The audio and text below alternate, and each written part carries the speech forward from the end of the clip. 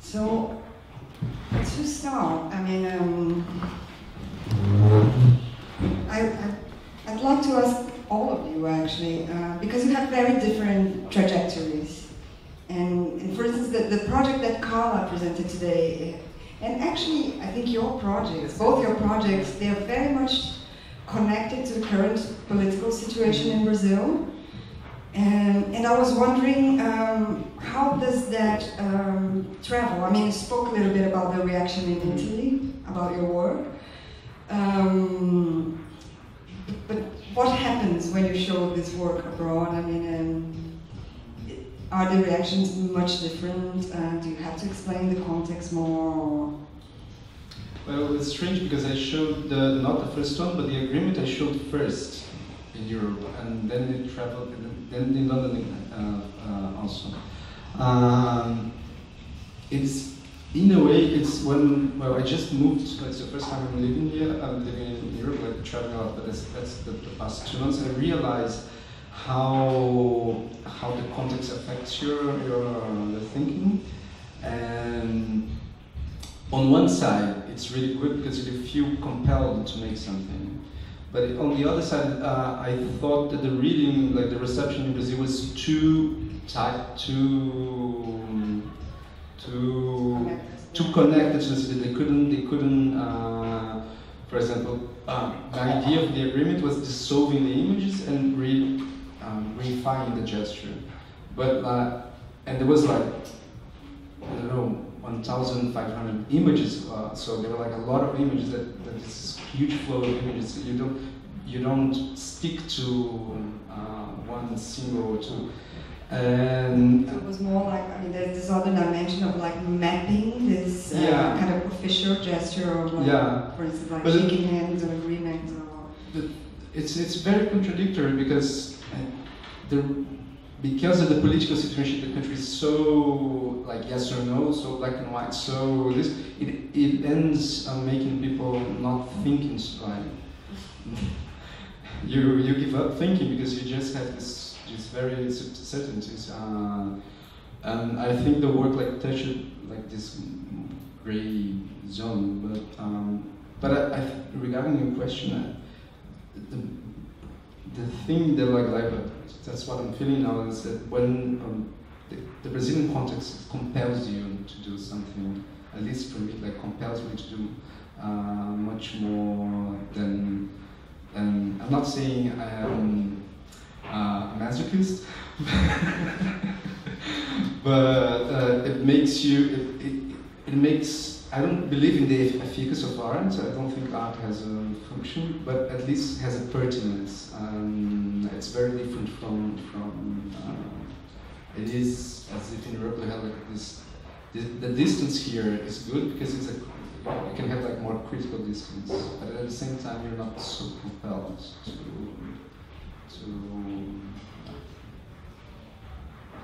In the case of this book specifically, it hasn't been seen in Brazil yet, so I just saw it for the first time now, and I'm really. I think it's urgent that it gets there somehow. I want it to be there now. Because I think it is important to I think it can make us aware of this of how this moment is not an exception, of how this moment has been. But you've been developing this project for a while. I mean, like it's very totally connected to the work that Salvador Mierlo, for instance. Yes, and this is a series of works that deals with the image of Brazil, this image of Brazil as a country of the future, and this image of Brazil that was built in the 40s and 50s, and that is reactivated or was reactivated at the early 2000s. And of course it is very much connected to the Brazilian context, but I think it's also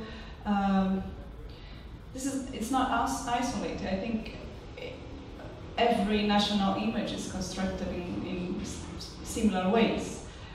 So it's like an example of a system of relations that is behind what what a country appears to be, or how a country, especially around the nationalism, rather, seems to be on the agenda in the US and Europe. Exactly. So I think it can. I think we have to think about how these images are built and reproduced in different spheres, by the media, but also by our conversation, or like all the time. And then in your case, it's completely different because you built your career here. Although I have to mention, just do a parenthesis, that I was reading the last review published about your work, and I found again a reference to neo-concretism, and this seems to be like a kind of unilateral way that people outside of Brazil find to relate to the work of contemporary artists. I mean, like, I have another artist friend who once mentioned to me, I can't take it anymore, like people reading my work through the lens of neo-concretism again. And then in your case, I mean, like, you did your career here, and your work at the Tate was actually purchased by Tate Britain. Is in the Tate Britain collection rather than in the Latin American collection of Tate, isn't it? I know that the work was the work of the Tate was purchased through a Latin American. It was through the Latin American. But it was displayed at Tate Britain. Yeah. It was a new room at the Tate that when they decided to do this chronological, they did a new hanging, and it's in the sort of 2000s. Yeah. British. I mean, it's interesting that you're saying that, like, I built my career. I feel, I came to London to study, and I do feel that I have a connection with, especially like with London more than I don't see myself as a British artist, of course, because I think also the work and the references and my relationship with Brazil is a very strong element in the work. But I came to London at a time that it was like late 90s, and that was when I studied art, and so I do have a connection more to London, and I see this as also being part of my work, but I still think my identity and my work has its roots in Brazilian culture. In what sense do you? Well, I think I always tend to avoid that subject. I mean, very often I'm invited to shows of Brazilian artists, or I'm in a book about Brazilian artists and things like this. And I've been always quite critical about this position of being seen through my nationality. But I also, on the other hand, see that it's almost impossible to deny your cultural. So I think that's how I resolved this dilemma of dealing with the dilemma, not standing on one side or the other. I see this very often, especially with European a younger generation of European artists talking, for example, about modernism, and more often quoting Lina Bobardi and Niemeyer, and there is this sort of fetish in a way. I mean, fetish sounds a bit too much, but there is this quite detached relationship with those references. And I find it quite interesting because I grew up in Rio, and like those references, I always use this example, like it's a bit like a person who grew up in the countryside and talks about that landscape. I grew up in Rio, and I literally used to play in those ramps of the museum, so that, to me, my relationship with that is, it's a very playful, natural, it's not intellectual. So I find it fascinating when I see people like talking about those things in such elaborate way, because to me it was like, oh yeah, that was my garden, like, and being that close to that type of architecture, and so I think in a way it was a privilege, but it's a bit like growing up surrounded by concrete instead of cows and animals. Like neo-concretism itself is an intervention in a certain European art practice. It's not that neo-concretism happened out of a sudden.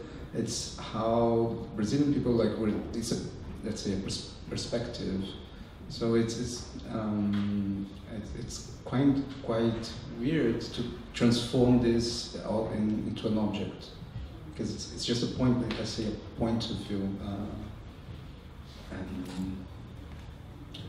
Yeah, no, but I agree that there is a certain expectation that, or I sometimes get the line like that my work doesn't look Latin American.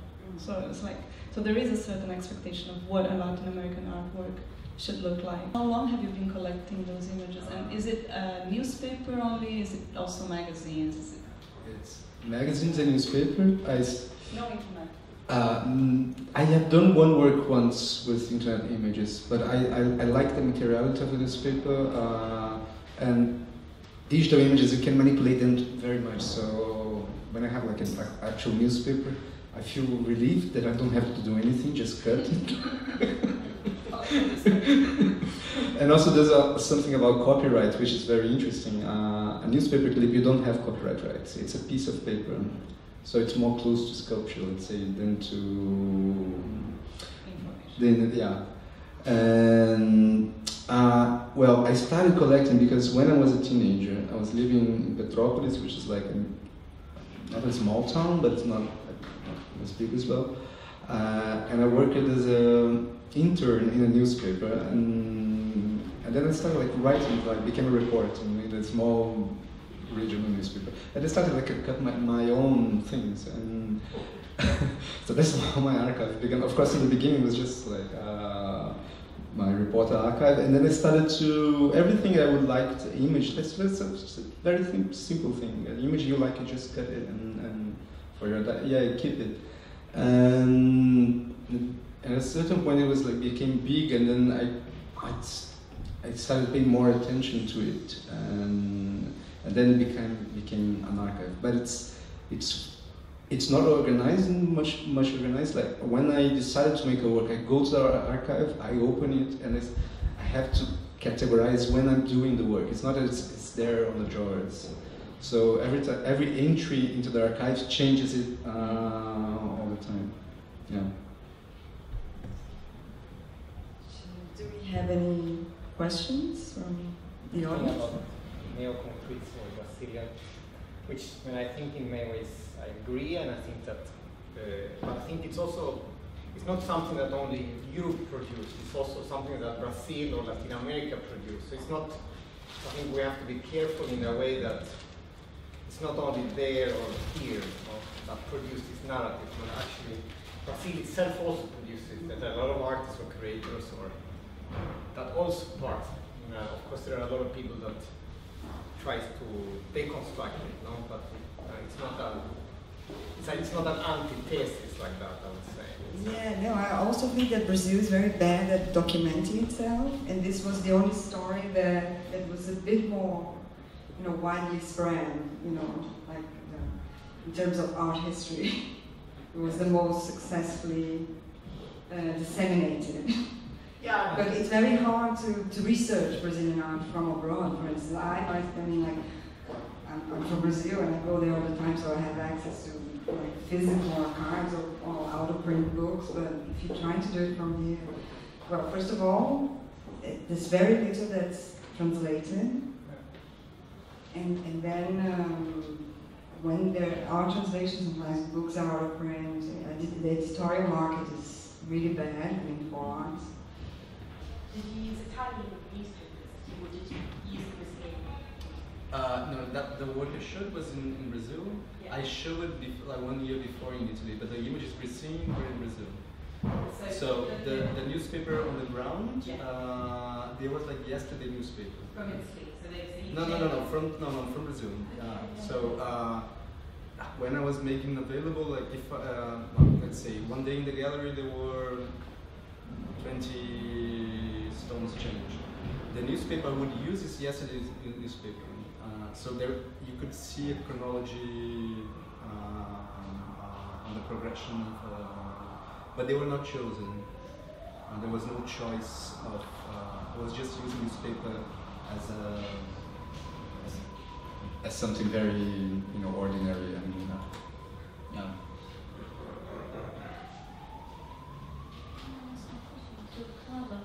Did you make your book for the Brazilian audience or for everyone? Or I don't know. No, I made it for you. No. The book is trilingual. It's in Spanish, Portuguese, and English. It was published by a Spanish publishing house. It's made for, not specifically for the Brazilians. How are you thinking of promoting it? Or because it's promoting your work. Because is it an artwork? Is it an artwork that borders news in a way, if you want? Like, is it informative? Well, the first time I presented this work, it was a lecture. It was like a lecture performance, but very similar to what I did here. It's more like a lecture than like a performance, as the book is very much like a book, but it's also an artwork.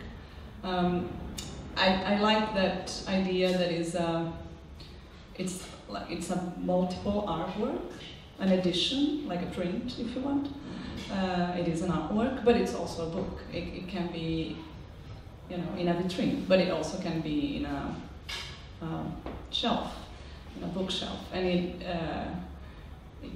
I like objects that have this kind of ambiguous existence. I like books because of the way the position in which they put the audience, let's say, like how the relationship to a book, in a relationship to a book, the person reading has a lot of power. So the rhythm of the text is given by the person reading the book. You can stop and keep it. You can, flip through the pages and only read what you want. So I think I like that kind of position as a counterpoint to a position in which the audience is put many times inside museums, in which you have to behave in a certain way, and all the silence that is created around the works, and all the power structures there are, at stage inside a gallery or a museum, in which you always feel like maybe I'm doing something wrong.